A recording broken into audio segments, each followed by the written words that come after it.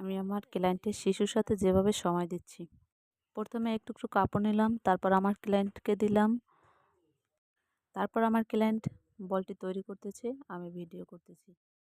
আসসালামু আলাইকুম, কেমন আছেন? আশা করি সবাই ভালো আছেন। আজকে আমি একটি ভিডিও নিয়ে আসছি, আপনারা আপনাদের শিশুকে কিভাবে সময় দিবেন। আপনার বাসায় যদি 6 মাসের বেশি বয়সী শিশু থাকে, তাহলে এই ভিডিওটা আপনার জন্য। আপনি আপনার শিশুকে প্রতিদিন কম হলেও 30 মিনিট সময় দিবেন।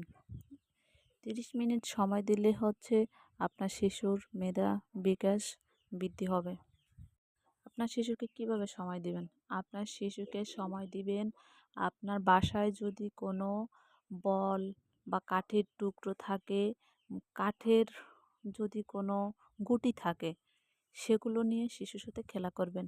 এতে শিশুর মেধাশক্তি বৃদ্ধি হবে।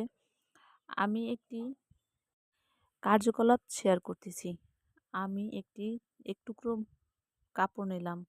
কাপড় নিয়ে কাপড়টির চারোপাশে সেলাই করছি। চারোপাশে সেলাই করে কাপড়ের ভিতরে টুকরো টুকরো কাপড় আছে সেগুলো দিচ্ছি। সেগুলো দেওয়ার পরে একটি বল তৈরি হবে। এই বলটি শিশুকে খেলতে দেব।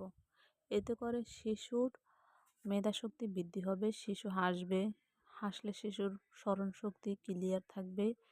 শিশু কোনো একটা কিছু বলতে চাইবে। শিশু বলটি হাতে ধরতে শিখতেছে। শিশুর এতে শারীরিক ব্যায়াম হচ্ছে। আমি আমার ক্লায়েন্টের সাথে যেভাবে শিশুর সাথে সময় দিই, সেটা আপনাদের সাথে উপস্থাপন করছি।